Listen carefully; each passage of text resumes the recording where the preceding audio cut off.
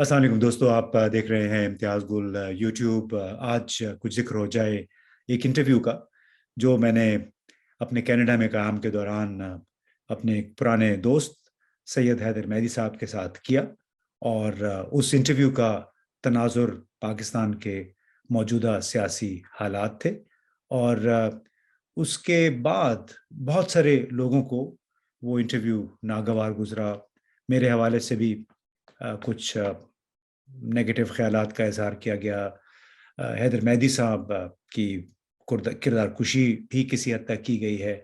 और ऐसा महसूस हुआ कि जैसे सैयद हैदर मेहदी ने कोई बहुत ही गलत बात कर दी है। हालांकि मेरा गुज़िश्ता 3 हफ्तों के दौरान ये इस्लामाबाद से मैं वाशिंगटन पहुंचा, वहाँ से होता हुआ कनाडा आया। और इस दौरान जहाँ जहाँ भी मेरी पाकिस्तानी नजाद अमेरिकन या कैनेडियन के साथ मुलाकात हुई, उन सबको परेशान पाया। और बुनियादी उसकी वजह ये थी कि ये लोग, इनकी गालिब अक्सरियत पाकिस्तान से यहाँ पे पहुँच के अब सेटल्ड हैं, मुस्तकिल यहाँ के मकामी रिहायशी हो चुके हैं। लेकिन इनका अलमिया या इनका एक पैशन है कि वो अब भी ज़हनी तौर पे, यानी उनका दिलो दिमाग अब भी पाकिस्तान में है। लिहाजा पाकिस्तान में जो कुछ होता है उस पे वो परेशान हुए बगैर या खुश हुए बगैर नहीं रह सकते। सियासी कोई डेवलपमेंट हो, उस पे बड़े शौक से टीवी देखते हैं, अखबार पढ़ते हैं कि क्या हो रहा है। कोई क्रिकेट का मैच है या और कोई ऐसी खेल जिसमें पाकिस्तान को फतह होती है, उस पे भी बहुत खुशी का इजहार करते हैं। तो यही कुछ एक्सपीरियंस किया इन लोगों ने जब मार्च में इमरान खान के खिलाफ अदम एतमाद की तहरीक पेश की गई। और फिर 9 अप्रैल को वो तहरीक कामयाब भी हुई। इमरान खान साहब की छुट्टी हो गई, यानी पीटीआई की हुकूमत ख़त्म हुई। और अभी पाकिस्तान भर में इमरान खान अपने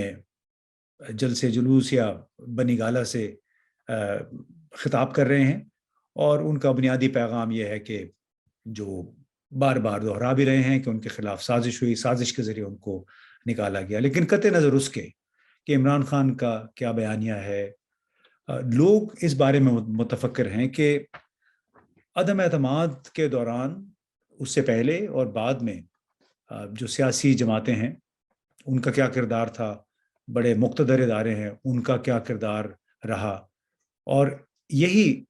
कॉन्टेक्स्ट था जिसमें हैदर मेहदी साहब ने मुसलसल बड़े तनकीदी मज़ामीन भी लिखे, वीलॉग्स भी किए हैं। और खुलम खुला उन्होंने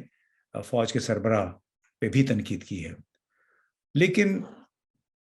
देखिए, वो अपने कनाडा में सेटल्ड हैं, अच्छी ज़िंदगी गुजार रहे हैं। उन्हें क्या पड़ी, ये हमें सोचने की ज़रूरत है कि ये सिर्फ हैदर मेहदी नहीं है। जैसे मैंने शुरू में कहा कि अमेरिका से लेके कनाडा तक लोग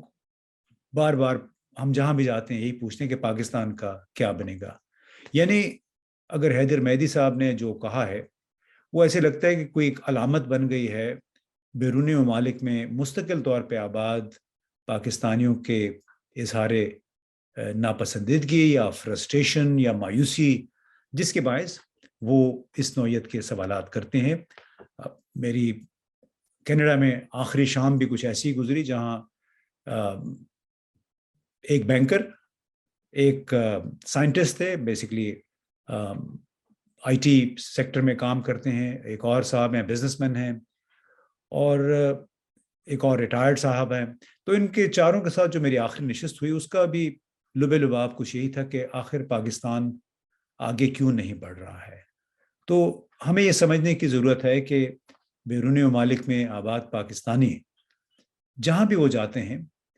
यानी हम यहाँ भी जब घर से कदम निकालते हैं, मॉल्स की तरफ जाते हैं, शॉपिंग कॉम्प्लेक्सेस में,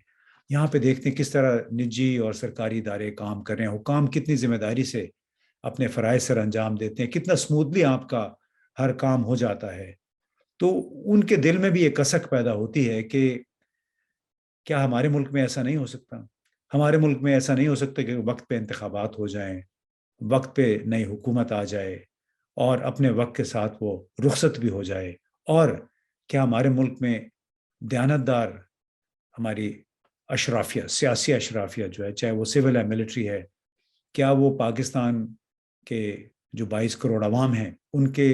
طویل المایاد مستقبل اور مفادات کے لیے ایک بالکل سیلف لیس، یعنی غیر خود غرضانہ انداز میں حکومت نہیں کر سکتے؟ کیا سیاست میں اور حکومت میں آنے کا واحد مقصد صرف اقتدار ہوتا ہے، یا اس اقتدار کا ان لوگوں کے لیے استعمال کرنا مؤثر انداز میں جن کے کندھوں پہ سوار ہو کے یہ لوگ حکومت میں آتے ہیں، ان کو اقتدار، پوزیشنز آف پاور ملتی ہیں؟ تو یہی ایک بیانیہ ہے جو سابق وزیر اعظم عمران خان نے بھی اختیار کر رکھا ہے،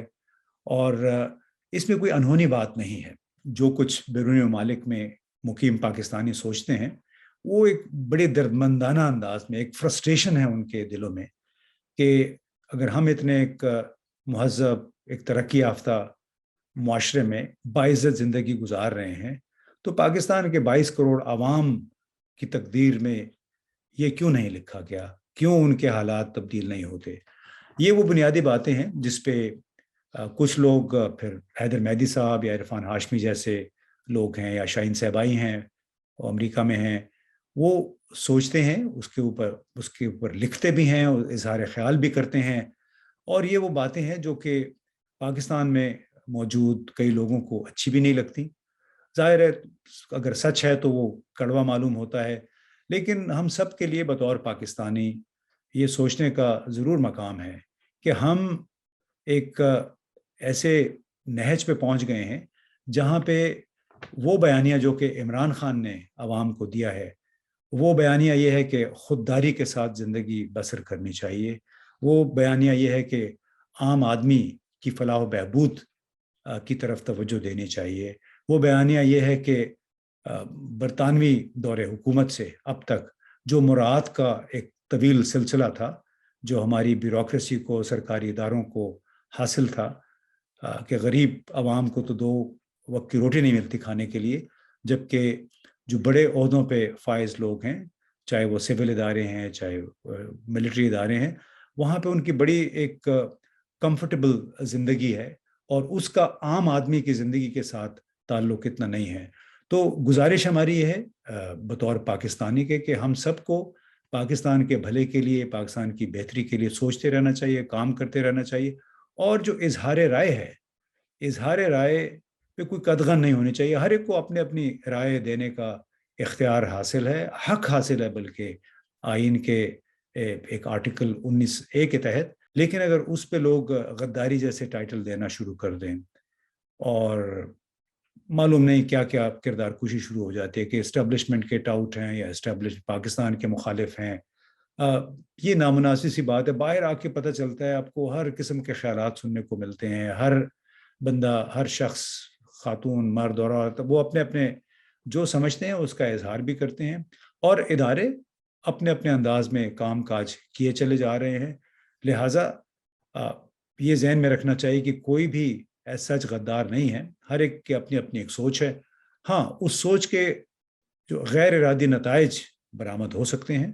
اور وہ ہم دیکھ رہے ہیں پاکستان میں کچھ غیر ارادی ان انٹینڈڈ کانسیکوینسز وہ برآمد ہوئے ہیں، اس سے ملک کے اندر بھی اور ملک کے باہر بھی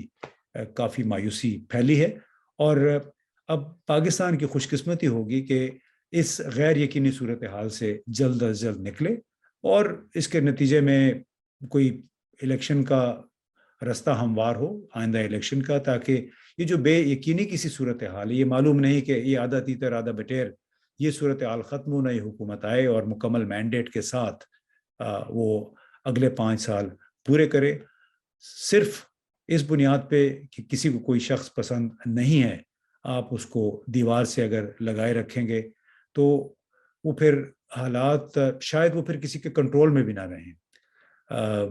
بڑے مشکل صورتحال ہے، اور میرا خیال ہے کہ سب کو اب شاید سمجھ بھی آ گئی ہے کہ موجودہ جو تذبذب کی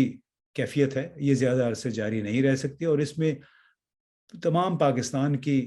عوام کی اور خود پاکستان کی بقا اسی میں ہے کہ